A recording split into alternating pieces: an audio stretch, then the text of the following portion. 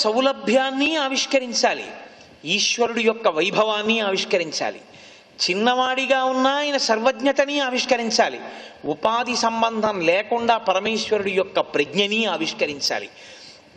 ఇన్నిటినీ ఆవిష్కరించడానికి పరమభక్తుడైనటువంటి లీలాశకుడికి తాను ఊయలలో నిద్రపోతుండగా యశోదాదేవి పెట్టినటువంటి రక్ష ఎలా ఉంటుందో దాన్ని ఒక లీలగా కృష్ణ పరమాత్మ ఆయన సభామంటపంలో నారాయణుడిగా కూర్చుని పరమశివుడితో మాట్లాడిన విషయాలతో సహా ద్యోతకం చేస్తే అదే బాణీలో మనకి శ్లోక రూపంలో అనుగ్రహించి మనం ఈ తత్వాన్ని తెలుసుకుంటూ ఆ పరమాత్మ యొక్క వైభవాన్ని కూడా మనం తెలుసుకుంటూ భక్తుల యొక్క స్థాయిని చూడకుండా తన స్థాయిలో తాను నిలబడి భగవంతుని ప్రేమించగలిగినటువంటి వ్యక్తిని ఈశ్వరుడు ఎంత ఆదరిస్తాడో చెప్పకుండా చెప్పగలిగినటువంటి ప్రజ్ఞ లీలాశకుడిది. అటువంటి పరమోత్కృష్టమైన శ్లోకాలలో లీలాశకుని యొక్క ఈ శ్లోకం ఒకటి. భక్తులకు చేరువగుట అని ఆ శ్లోకంలో ప్రధానంగా ఆవిష్కరించాడు లీలాశకుడు. నోటి వెంట ప్రకటంగా ఒక మాట రావాలి, పైకి ఉచ్చరింపబడేటటువంటి మొదటి మాట ఏది అంటే ఏ మాట పడితే ఆ మాటతో లేవకూడదు మంచం మించి. మొట్టమొదట కన్ను తెరుచుకోగానే కులదైవం యొక్క పాదాలని చూడాలి. అందుకని కులదైవం యొక్క మూర్తి ఒకటి పడక గదిలో ఉంటుంది. దాని వంక చూసి లేచేటప్పుడు ప్రకటంగా నోటి వెంట రావలసిన మొదటి మాట మాత్రం శ్రీహరి అంటూ లేవాలి. శ్రీహరి అంటూ లేవాలి. ఒకానొకప్పుడు చంద్రశేఖర పరమాచార్య స్వామి వారి చెన్నైలో చాతుర్మాస్యం చేస్తున్నారు. మహానుభావుడు ఒక చిన్న పాకలో ఉంటుండేవారు ఆయన. ఆ పాకలో ఉంటున్నటువంటి రోజుల్లో తెల్లవారుజామున 3 గంటలకు ఒక పిల్లవాడు ఎందుకో ఆ పాక దగ్గరికి వెళ్ళాడు. ఆయన నిద్రలోంచి లేస్తూ శ్రీహరి అంటూ లేచారు. ఆయన బయటికి వచ్చిన తర్వాత అమాయకత్వంతో తెలియనివాడు కాబట్టి ఆ పిల్లవాడి దగ్గరికి వెళ్ళి అడిగాడు, మీరు ఎందుకు పొద్దున్నే శ్రీహరి అని అరిచారు అని అడిగాడు. నేను నిద్ర లేస్తూ శ్రీహరి అంటూ లేస్తాను అన్నారు పరమాచార్య స్వామి. ఎందుకు అలా లేస్తారు అని అడిగాడు. నిద్ర లేవడం అంటే ఇంద్రియాలు మనస్సు పనిచేయడం మొదలుపెట్టాయి అంటే జాగృతిలోకి వచ్చాం. జాగృతి అంటే మనం పని చేస్తాం, ఈ పని వల్ల ఫలితాలు వస్తాయి. ఈ పని చెయ్యడం అనేటటువంటిది స్థితి అంటారు. ఈ స్థితి యందు మనని రక్షించేవాడు, మనం తప్పులు చెయ్యకుండా కాపాడగలిగిన వాడు, స్థితికారుడైన వాడు శ్రీ మహావిష్ణువు. కాబట్టి నిద్రలోంచి తెలివి రాగానే మొదటి మాట శ్రీహరి అంటూ నిద్ర లేవాలి అన్నారు పరమాచార్య. కాబట్టి నిద్ర లేచేటప్పుడు ఈ మాటతో లేవాలి. దీన్ని బహుశः శాస్త్రం చెప్పిన ఈ మాటని దృష్టిలో పెట్టుకుని లీలాశకుడు ఒక గొప్ప విషయాన్ని ఆవిష్కరిస్తున్నాడు. ఆయన అంటున్నాడు, గోధూళిధూ సరిత కోమల గోపవేషం గోపాల బాలకశతైరనుగమ్యమానం సాయంతనే ప్రతిగృహం పశుబంధనార్థం గచ్చంతమచ్యుత శిశుం ప్రణతోస్మి నిత్యం. నేను ప్రతిరోజు నమస్కరించుతున్నాను, ప్రణతోస్మి నిత్యం. ఎవరికి అంటే గోధూళిధూ సరిత కోమల గోపవేషం, ఆవుల యొక్క డెక్కల నుంచి పైకి రేగినటువంటి ధూళి ఒళ్ళంతా పడిపోతే ఒంటి నిండా పశువుల యొక్క పాదముల నుంచి పైకి లేచినటువంటి మట్టితో కప్పబడిన ఒళ్ళున్నవాణ్ణి. ఎందుకండి ఆ మాట? ఇంకోలా చెప్పకూడదా? కృష్ణ భగవానుడి గురించి చెప్తే శంపాలతికతోడి జలదంబుకైవడి మెరుగుటొల్లియతోడి మెనువాని ఇలాంటి పద్యాలు పోతన గారు వేశారుగా, అవి ఏమి వాడలేదు ఆయన. ఆయన అన్నాడు గోధూళిధూ సరిత కోమల గోపవేషం అన్నాడు, వేషం కట్టిన వాడిని అన్నాడు. ఒక్కొక్క మాట అనడానికి హృదయం ఉండాలండి, భక్తి ఉండాలి, ఆ సంస్కారం ఉండాలి. అది లేనివాడి నోటి వెంట అటువంటి శ్లోకాలు పడమన్నా పడలేవు. అటువంటి వేషంతో ఉన్నవాడికి నేను నమస్కారం చేస్తున్నాను అన్నాడు. అటువంటి వేషంతో ఉన్నవాడు అంటే అది కాదా ఆయన నిజస్వరూపం? ఒక్కనాటికి కాదు ఆయన నిజస్వరూపం. ఎందుకు నిజస్వరూపం ఆయనది అది కాదు అంటే అసలు ఆయన స్వరూపం వ్యాపకత్వం, అంతటా నిండి నిబిడీకృతం అయిపోయి ఉండడం. అంతటా నిండి నిబిడీకృతమైపోగలిగినటువంటి సహజమైన స్థితి ఉన్నటువంటి విష్ణువు చిన్న పిల్లవాళ్ళ అచ్యుత, చ్యుత్ అంటే తీసేయడం, ఒక చోటు నుంచి తీసేయగలిగితే చ్యుత్ అంటారు. అచ్యుత్ మీరు తీయలేరు. అది అంతటా ఉంటాడు. అంతటా ఉన్నవాడిని మీరు ఎలా తీస్తారండి? మీరు తీలేరు. మీది కాదు, అది ఆయనది. ఎప్పుడూ అంతటా నిండి ఆయనదై ఉంటుంది. ఆయనదై ఉన్నది మీదిలా కనపడుతుంది. మీదిలా కనపడడం మిమ్మల్ని ఉద్ధరించడానికి ఆయన ఇచ్చిన అనుగ్రహం అంతే. అంటే నేను ఒక ఉదాహరణ చెప్పాలనుకోండి, ఇన్ని మాటలు చెప్పడం కన్నా, నాకో ఇల్లు ఉందనుకోండి, ఇప్పుడు ఆ ఇల్లు ఎవరిది అని అడిగారు అనుకోండి, అసలు యథార్థానికి విష్ణువుది. అది ఎందుకు విష్ణువుది అంటే దాని నిండా వ్యాపించింది ఆయన. ఆ భూమి ఆయనది, భూదేవి ఆయన భార్య, అంతటా ఆయన నిండి ఉన్నాడు. మరి నాదేమిటి? ట్యాక్స్ నేను కట్టానేమిటి అంటే, తనదైనది నాకిచ్చి నేను ఆనందం అనుభవిస్తుంటే నా ఆనందాన్ని చూసి ఆనందం అనుభవించేటటువంటి తండ్రితనం ఉన్నవాడు. అందుకే రామకృష్ణ పరమహంసని శిష్యుడు అడిగాడు ఒకసారి, భగవంతుడు ఎప్పుడైనా పకపక పకపక నవ్వుతాడా అండి అని అడిగారు. అంటే రామకృష్ణ పరమహంస అన్నారు, అసలు ఎప్పుడు అలా పకపకానే నవ్వుతుంటాడన్నారు. అంటే ఈ శిష్యుడికి ఆశ్చర్యం వేసింది, అదేంటి అలా ఎందుకు నవ్వుతాడండి అన్నారు. అంటే ఒరే, ప్రపంచంలో టే పట్టుకుని బయలుదేరి ఇది నాది అని కొలతలు వేసుకున్న వాళ్ళని చాలామందిని చూశాను. వాళ్ళందరూ వెళ్ళిపోయారు, మళ్ళీ టేపులట్టుకు బయలుదేరారు రా వీళ్ళందరూ అని కొలతలు కొలిచే వాళ్ళని చూసి నవ్వుతూనే ఉంటాడు రా ఈశ్వరుడు అన్నాడు. కారే రాజులు రాజ్యములు గెలువరే, గర్భోన్నతిం పొందరే, వారేరి సిరి మూట కట్టుకొని పోవంజాలిరే, భూమిపై పేరైనం కలదే శిబి ప్రముఖులున్ ప్రీతిన్ యశక్కాములై ఈరే కోర్కెలు వారలం తలపరే ఈ కలమున్ భార్గవ. ఇదంతా నాది, నేను గెలిచాను. తూర్పున ఇక్కడి నుంచి పశ్చిమం వరకు నా రాజ్యం అన్నటువంటి రాజులేరి ఒక్కడు లేడు, పేరైనా లేదు. ఎవరుండిపోయారు? ఎవరు భగవంతుణ్ణి సేవించారో, ఎవరు త్యాగంతో బతికారో వాళ్ళ పేర్లు ఉండిపోయాయి. కాబట్టి ఎవరు భగవంతుడంటే అంతటా నిండిపోయినటువంటి వాడు. వాడికి రూపం ఏమిటి? వాడికి రూపం చెప్పమంటే ఎలా చెప్తాం? అసలు వాడికి రూపం ఉండదు. రూపం లేనివాడు రూపాన్ని పొందుతుంటాడు ఒక్కొక్కసారి. అది విచిత్రం. అది కూడా ఎంత విచిత్రంగా ఉంటుందంటే ఆయనే అడుగుతాడు, నేను ఈ రూపంతో వస్తానమ్మా అని. అది అలా ఎందుకు వస్తాడు అసలు ఈశ్వరుడు? ఇది ఆయన ప్రతిపాదన లీలాశకుడిది. సాధారణంగా లోకంలో ఏమంటారంటే, భక్తులు కోరుకుంటే పరమేశ్వరుడు రూపాన్ని పొందాడు. వేదాహమేతం పురుషం మహాంతం ఆదిత్యవర్ణం తమసస్వపారే సర్వాణి రూపాన్ని విచిత్య ధీర నామాని కృత్వాభివదన్యదాస్తే అంటారు. అంటే అంతటా నిండి నిబిడీకృతమైపోయినటువంటి పరమేశ్వరుడు ఈ కంటితో చూడ్డానికి వీలైనటువంటి ఒక రూపాన్ని పొందుతాడు కాదు. ఒక్కొక్కచో ఏమవుతుందో తెలుసా అండి? తనంత తాను పొందడం కాదు, తాను అభ్యర్థిస్తాడు భక్తుల్ని. నాకు కోరికగా ఉంది, నాకు నీ కడుపున పుట్టే అవకాశం ఇస్తావా అని అడుగుతాడు. అలా ఉందా అండి ఎక్కడైనా? మీరు అంత తేలిగ్గా చెప్పేస్తున్నారు మీరు అని అడగచ్చు నన్ను. అదితి వ్రతం చేసింది ఒకసారి. వ్రతం చేస్తే ఎదురుగుండా శ్రీమన్నారాయణుడు ప్రత్యక్షం అయ్యాడు. చూపుల శ్రీపతి రూపము నాపో ఒక త్రావి త్రావి హర్షోద్ధతయ్యి వాపుచ్చి మందమధురాలాపంబుల పొగడనదితి లక్ష్మీనాథున్. శ్రీమన్నారాయణుణ్ణి కళ్ళతో చూసి తాగేసి గట్టిగా కంఠం రాక చాలా మెల్లమెల్లని మాటలతో స్తుతి చేసింది. ఆయన అన్నాడు, నీ కోడండ్రును నీ కుమారవరులు నీనాథుడు నీవును సంశ్లోకింపన్ సతులుం పతుల్ సమోదింప రాత్రించరుల్ శోకింపన్ భవదీయ గర్భమున తేజోమూర్తి జన్మించదన్ నాకున్ వేడుక పుట్టు నీ సుతుడనై నర్తించి వర్తింపగాన్. అమ్మా, నాకు కోరికగా ఉందమ్మా నీ కడుపున పిల్లాడిగా పుట్టాలని, నువ్వు నా కొడుకు అని నన్ను పిలిస్తే నీతో ఆడుకోవాలని, నీ ఒళ్ళో కూర్చోవాలని కోరికగా ఉంది. అమ్మా, నాకు వేడుక పుట్టు నీ సుతుడనై నర్తించి వర్తింపగాన్. నీ కొడుక్కి ఇంద్రుడికి రాజ్యం ఇచ్చేస్తానని లేదు, అమ్మా నీకు కొడుకుగా వస్తాను ఒప్పుకుంటావా అమ్మా అని అడిగాడు. అదితి నవ్వింది, తప్పకుండా, అంతకన్నా భాగ్యమా అంది. వామనమూర్తిగా వచ్చాడు, ఆడుకున్నాడు అదితితో. నన్ను కన్న తండ్రి నా పాలి దైవమా నా తపప్పలంబ నా కుమార నాదు చిన్ని వడుగ నా కులదీపక రగదయ్య భాగ్య రాశివగుచు అని పరమేశ్వరుడికి యజ్ఞోపవీతం వేసి ఉపనయనం చేయడమా? ఉపనయనం చేయించుకున్నాడు అదితి కశ్యపులతో. చేయించుకుంటే భిక్షాపత్రికనిచ్చెను యక్షేషుడు వామనునకు అక్షయమనుచున్ సాక్షాత్కరించి పెట్టెను భిక్షునకు భవాని పూర్ణ భిక్ష నరేంద్ర. ఎవరు పెట్టాలి పూర్ణభిక్ష? 3 లోకాలు కన్నతల్లి అన్నపూర్ణమ్మ. ఆ అమ్మవారు వచ్చి పూర్ణభిక్ష పెట్టింది.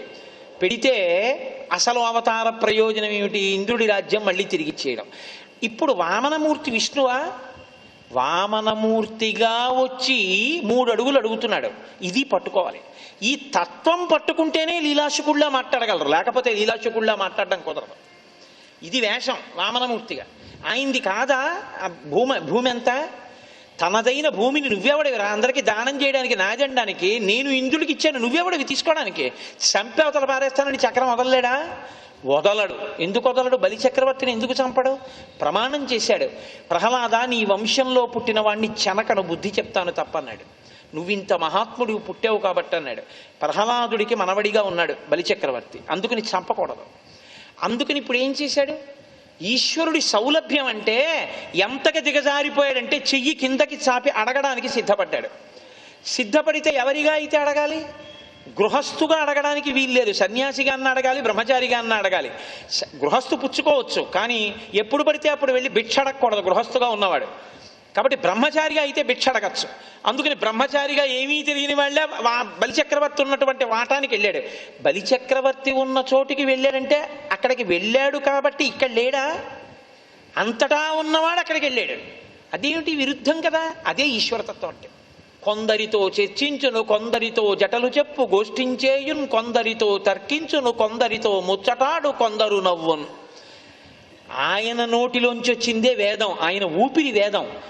వేదం అంటే ఏమిటి అంటే ఏమనాలంటే, వేదం అంటే ఈశ్వరుడు అని చెప్పాలి. ఇప్పుడు కోటేశ్వరరావు అంటే ఏంటి? కోటేశ్వరరావు గారి ఊపిరే. కోటేశ్వరరావు యొక్క ఊపిరి ఎంతకాలం ఉంటుందో అంతకాలం కోటేశ్వరరావు ఉంటాడు. భవతి. కోటేశ్వరరావు ఊపిరి ఆగిపోయింది అనుకోండి, కోటేశ్వరరావు వెళ్ళిపోయాడు అంతే. కాబట్టి కోటేశ్వరరావు యొక్క ఊపిరే కోటేశ్వరరావు. ఈశ్వరుడి ఊపిరి వేదం అయితే వేదం ఏమిటి? ఈశ్వరుడే. వేదం ఈశ్వరుడు చెప్పాడు కాదు, వేదం ఈశ్వరుడై ఉన్నది. అందుకని వేదమే ప్రమాణం. అందుకే వేదో నిత్యమధీయతాం తదుదితం కర్మ స్వనుష్ఠీయతాం అంటారు శంకరాచార్యుల వారు. వేదాన్ని అనుష్ఠించండి, వేదం చదవండి అంటే ఈశ్వరుడు యొక్క హృదయాన్ని గుర్తెరగండి. వేదం చదువుకోవడం అంటే ఈశ్వరుణ్ణి చదువుకోవడమే. కాబట్టి ఇప్పుడు అక్కడికి వెళ్ళాడు. అన్నీ ఆయనవైతే ఆయనకి ఇస్తానంటాడు. ఇది విచిత్రం. అన్నీ ఆయనవి, ఆయనవైనవి ఆయన ఎవరికి ఇచ్చాడో వాళ్ళ దగ్గర తాను దొంగతనంగా పుచ్చుకున్నాడు. నాదని పుచ్చుకున్నాడు భవిస్తున్నాడు బలిచక్రవర్తి. తనది కాదు, తనకు ఆయన ఇవ్వలేదు, ఇవ్వనిది తనదని పుచ్చుకుని ఉన్నాడు. కాబట్టి దొంగ బలిచక్రవర్తి. దొంగ అయిన బలిచక్రవర్తి తనది కానిది తానని పుచ్చుకుని అనుభవిస్తున్న బలిచక్రవర్తి ఎవరు యజమానో ఆయనకి దానం ఇస్తానంటాడు. అదేమిటి? ఎలా కుదురుతుంది? తనది కానిది వేరొకరిది తాను మళ్ళీ వారికి దానం ఇస్తాడా? నా ఉత్తరీయం మీరు పుచ్చుకుని కోటేశ్వరరావు మీకు ఉత్తరీయం బహుకరిస్తున్నాం అన్నారు అనుకోండి, అది ఎలా ఉంటుంది? అసహ్యంగా ఉంటుంది. నా ఉత్తరీయం నాకు బహుకరించడం ఏంటి? మీరు ఉత్తరీయం తెస్తే నాకు బహుకరించాలి అంటే నా ఉద్దేశం ఉత్తరీయాలు తెచ్చి నాకు బహుకరించమని కాదు. ఒక ఉదాహరణ చెప్పాను. భగవాన్ రమణులు అంటుండేవారు, ఈశ్వరుడికి నువ్వు ఏది ఇవ్వడం సాధ్యం కాదు. వెనకటికి ఎవరో ఒక ఆయన గయ్యాళి భార్య ఉండేదిట. ఆయన పసుపు ముద్ద తేవే అంటే దెబ్బలాడుతుందని ఆవిడ చలివిడి నైవేద్యానికి అక్కడ పెట్టింది. పసుపు పూజపీఠ మీద కూర్చున్నవాడు లేవకూడదు, అందుకని పాప ఆ చలివిడితోటే విఘ్నేశ్వరుని చేసి పూజ చేసేసాడు. పూజ చేసేసాక గుర్తొచ్చింది, ఇప్పుడు మరి నైవేద్యానికి పెట్టిన చలివిడితో విఘ్నేశ్వరుని చేశాను, పసుపు ముద్ద తేకూడదని, తేవే అంటే దెబ్బలాడుతుందని. ఇప్పుడు మరి నైవేద్యాన్ని తేవే అంటే మళ్ళీ దెబ్బలాడుతూ చలివిడిచ్చాను ఏం చేసే ఉంటుంది. అందుకని ఇప్పుడు ఏం చేశాడు? విఘ్నేశ్వరుడి పొట్టలో ఉన్న ఆ చలివిడే గిల్లి అక్కడ పెట్టి మళ్ళీ విఘ్నేశ్వరుడికి నైవేద్యం పెట్టాడు. విఘ్నేశ్వరుడి పొట్టగా ఉన్న చలివిడిని గిల్లి విఘ్నేశ్వరుడికే నైవేద్యం పెడితే ఎలా ఉంటుందో, నువ్వు ఏది ఇచ్చినా ఈశ్వరుడికి ఇస్తున్నావు తప్ప నీదన్నది ఈశ్వరుడికి ఇవ్వడానికి ఏం లేదు లోకంలో. ఇది తెలిస్తే నైవేద్యం. నేను ఇస్తున్నానని ఇవ్వడం అహంకారం, నువ్వు ఇవ్వడానికి ఏం లేదు అసలు నీ దగ్గర. కాబట్టి నేను ఇస్తున్నానంటాడు. నేను ఇస్తున్నాను కాబట్టి ఓ బ్రహ్మచారిని వచ్చావు, ఎంత సంతోషమే, చాలా సంతోషంగా ఉంది, నీకు ఇచ్చేస్తాను, ఏం కావాలి చెప్పు. ఏది కావాలంటే ఇస్తాను. వరచేలములో మాడలో ఫలములో వన్యంబులో గోవులో హరులో రత్నములో రథములో విమృష్ణాన్నమో కన్యలో కరులో రత్నములో కాంచనములో భూమండలమో ఏది కావాలంటే చెప్పు నీకు ఇస్తానంటాడు.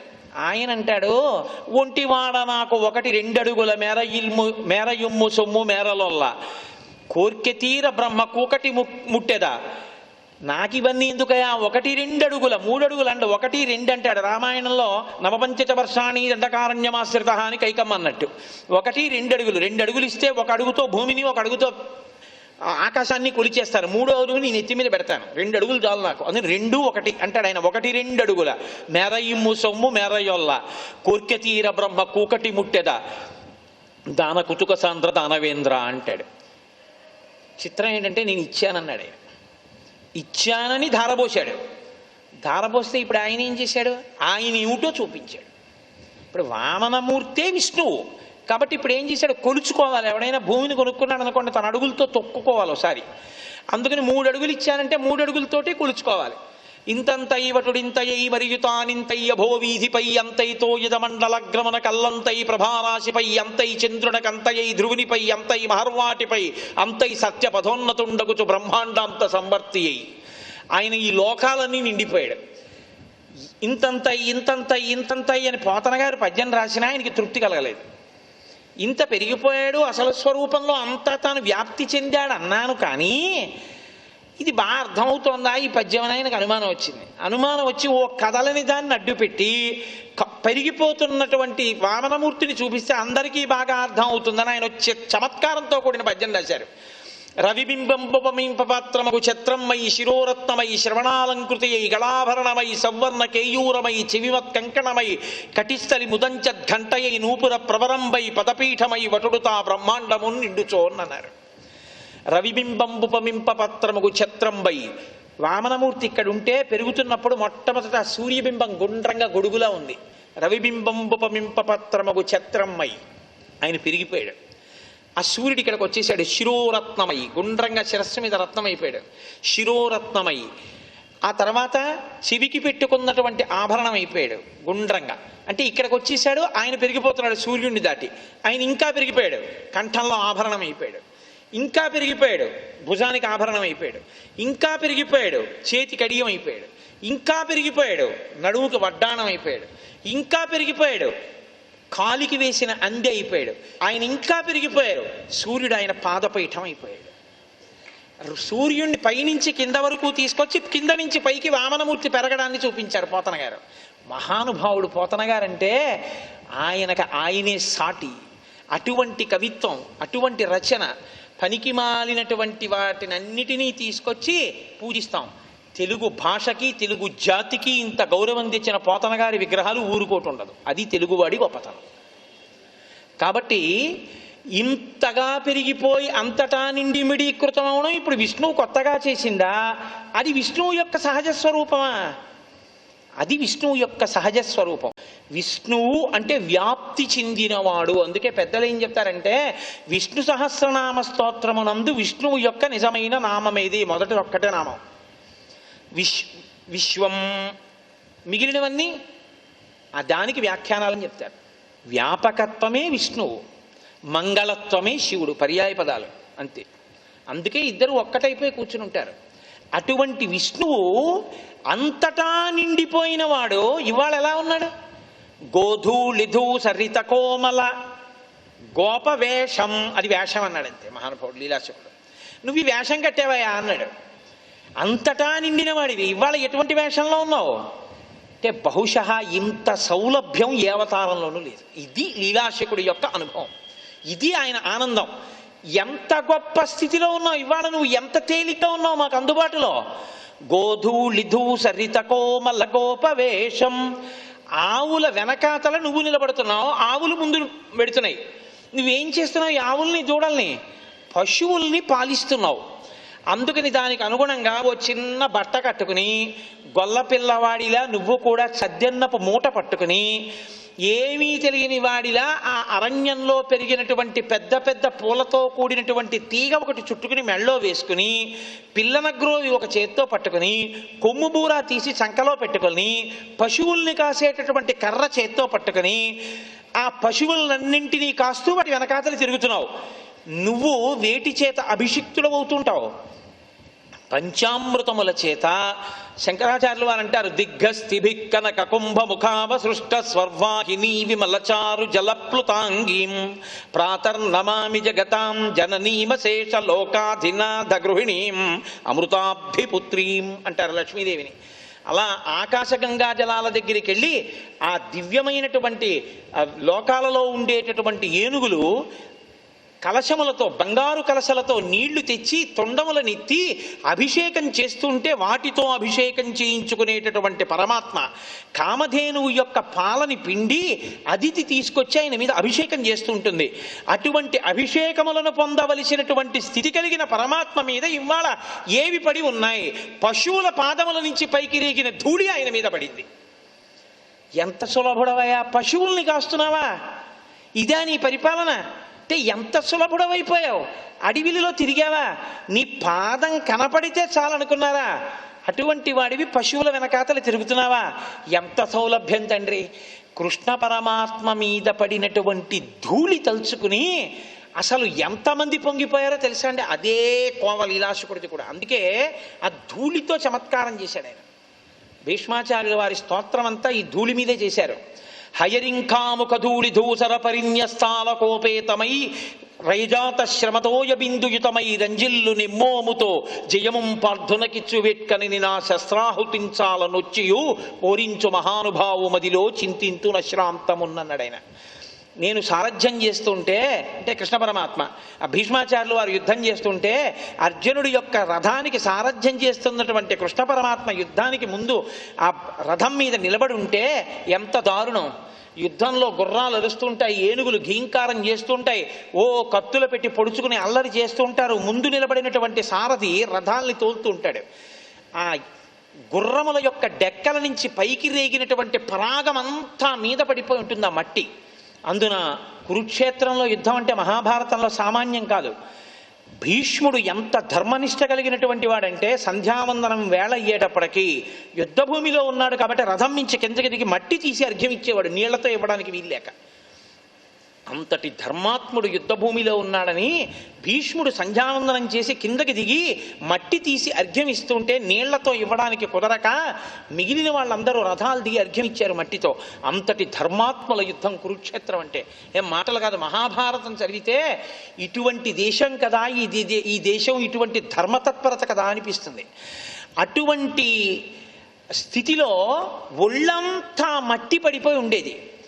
అర్జునుడు ఒక చేతిలో ధనస్సు పట్టుకుని బాణాలు తీసి వెయ్యడమే పని, ఇంకా అలా కవ్వడి 2 చేతులతో వేస్తుండేవాడు. అప్పుడు ప్రతిద్వందిని అటువైపుగా రథం తిప్పని చెప్పాలనుకోండి, కృష్ణ కృష్ణ కృష్ణ అని పిలవడం కుదరదు. 10 మాటలు అలా పిలవడానికి అవకాశం లేకపోతే సారథి విషయంలో ఒక మర్యాద ఉంటుంది. ఒక్క సారథి విషయంలో రథి ఏం చెయ్యొచ్చు అని అడిగారు. అడిగితే పాదాన్ని పైకెత్తి కూర్చుని రథం తోలుతున్నటువంటి సారథి యొక్క నడుం మీద పొడుస్తారు డొక్కలో. పొడిస్తే సారథి వెనక్కి తిరుగుతాడు ఏం ఆజ్ఞని. చెప్పడానికి కూడా సమయం ఉండదు, ఇలా చూపిస్తారు, ఇటు తిప్పంటారు బాణంతో, అంటే రథాన్నట్టు తిప్పుతారు. కాబట్టి కురుక్షేత్రంలో కృష్ణ పరమాత్మ యొక్క డొక్కలో అర్జునుడు తన యొక్క కాలి చెప్పుతో పొడిచి ఉంటాడా ఉండడా, ఇది సౌలభ్యం. అందుకే ఏడిచాడు భగవద్గీతలో, పితేవ పుత్రస్య సఖేవ సఖ్యు. ఒక తండ్రి కొడుకుని మన్నించినట్టు, ఒక స్నేహితుడు స్నేహితుడిని మన్నించినట్టు ఎన్ని అపరాధాలు చేశానో నన్ను మన్నించన్నాడు. సారథ్యం చేశాడు మహానుభావుడు. ఇది తలుచుకుని భీష్ముడు గుండెలు బాదుకున్నాడు. హయరింఖాముఖ ధూళి ధూసర పరిన్యస్తాల కోపేతమై, ఆ ధూళి ఒళ్ళంతా పడిపోతే రయజాత శ్రమతోయ బిందుయుతమై, చెమట పట్టవలసినటువంటి అవసరం లేనటువంటి పరమాత్మ అటువంటి వాడు అలిసిపోయి ఒళ్ళంతా చెమటలు పట్టేసి ఇలా చెమటలతో తడిసిపోయి మట్టి మీద అట్టలు కట్టేస్తే అటువంటి చెమటతో కూడి తనని ఆశ్రయించిన అర్జునుణ్ణి రక్షించడానికి ఒళ్ళు చెమటలు పట్టేటట్టుగా పరిశ్రమించినటువంటి ఈశ్వరుడు రయజాత శ్రమతో బిందుయుతమై రంజిల్లు నెమ్మోముతో, నావాడి కోసం నేను ఇంత కష్టపడుతున్నానన్న పొంగు, రయజాత శ్రమతోయ బిందుయుతమై రంజిల్లు నిమ్మోముతో జయముం పార్థునకిచ్చు వెట్కనని నా శస్త్రాహుతించాల నొచ్చియు. రథిని కొట్టే ముందు సారథిని కూడా కొడతారు. కాబట్టి భీష్ముడు ఎవరిని కొట్టాడు తెలుసు, పరమాత్మని, కృష్ణుణ్ణి కూడా కొట్టాడు అస్త్రాలతో. కొడితే ఆయన ఒంటికి దెబ్బలు తగిలాయి. ఒంటికి దెబ్బలు తగిలినా ఆయన ఓర్చారు. ఎవరి కోసం? అర్జునుడికి విజయం ఇప్పించాలని తాను దెబ్బలు తిన్నాడు. ఎవడు నా చేతి దెబ్బలు కూడా తిన్నాడో అర్జునుడికి విజయం ఇప్పించడానికి అటువంటి మహాత్ముడికి నేను నమస్కారం చేస్తున్నాను, ఒంటి మీద మట్టి పోసుకున్న ఆ పరమాత్మకి అన్నాడు. ఇది కృష్ణ పరమాత్మ అంటే. అందుకే కృష్ణావతారంలో ఆ ధూళి అన్న మాటకి అంత గొప్పతనం ఉంది. మీరు ఎక్కడ చూడండి సాయంకాలం వేళ గోధూళి పడింది అని, ఆ గోవుల వెంట వెళ్ళాడని గోధూళి పడిన కృష్ణ పరమాత్మ యొక్క స్వరూపాన్ని ధ్యానం చేస్తారు పెద్దలు. అసుర సంధ్య వేళలో ఆ ఆవుల వెంట పెడుతున్న కృష్ణుడి ఒళ్ళంతా మట్టి పట్టేసి ఉంటుంది. ఎందుకంటే పొద్దున్న నుంచి తిరిగాడు ఆవుల వెంట. ఆ మట్టి పట్టి నడుస్తున్నటువంటి చిన్ని కృష్ణుని యొక్క స్వరూపాన్ని ధ్యానం చేస్తే కర్మబంధాలు తెగిపోతాయి. అంత గొప్ప స్వరూపం, ఆ స్వరూపం అంత సౌలభ్యం. కాబట్టి వేషం కట్టినటువంటి వాడు భీష్ముడు ఆ ధూళి గురించి అంత పొంగిపోయాడు. నాకు ఆ ధూళి అంటే గుర్తొస్తోంది. పోతన గారు ఎంత అనుభవించారంటే భాగవతంలో కేవలం ఆంధ్రీకరించడం కాదు, ఆంధ్రీకరించడంలో ఆయన లీలను అనుభవించారు. ఒకానొకప్పుడు చిన్ని కృష్ణుడికి అమ్మ కాళ్ళకి గజ్జల పట్టాలు పెట్టింది, కొత్తగా పాకుతున్నాడు అప్పట్లో. ఆ గజ్జల పట్టాలు పెట్టి విడిచిపెట్టింది. ఇది పోతన గారి భాగవతంలో గజ్జల పట్టాలు విడిచిపెట్టినట్టుగా లేదు, ఇతర భాగవతంలోంచి నేను కలుపుతున్నాను పోతన భాగవతానికి. ఆ పట్టాలు పెట్టుకున్న పిల్లవాడు ఆ కాలికి పెట్టినటువంటి అందెలతో పాకుతున్నాడు. పాకుతున్నప్పుడు కొంచెం అడుగులు వేస్తుంటే వెనకాల గల్ గల్ అంటున్నాయి కాళ్ళు. ఏమీ తెలియని వాళ్ళ తన వెనక ఏదో వచ్చేస్తే భయపడిపోయినట్టు కూర్చుని వెనక్కి తిరిగి అమ్మవంక చూశాడు. అమ్మ అంది బియ్యం ఏరుకుంటూ, ఈ పిచ్చి కృష్ణయ్య కాళ్ళకి అందెలు పెట్టానురా, అవి గల్లు అంటున్నాయి, భయం లేదు, పాకదు. ఇప్పుడు కొద్దిగా తప్పటడుగులు వేయడం కూడా వచ్చిన కృష్ణుడు పాకుతున్నాడు, అడుగులేస్తున్నాడు. భయం వేసి పాకితే చప్పుడవుతోందని మెల్లిమెల్లిగా లేచాడు. దాన్ని అనుభవించారండి పోతన గారు. తడవాడిది బలకృష్ణులు తడవాడిది వారి చూచి తగరంభాదుల్ తడవాడి రరులు భయమున్న తడవాడిది సంతసమున తపసులు వేట్కన్నరంతే. శ్రీ ఉమామహేశ్వర పరబ్రహ్మార్పణమస్తు. స్వస్తి.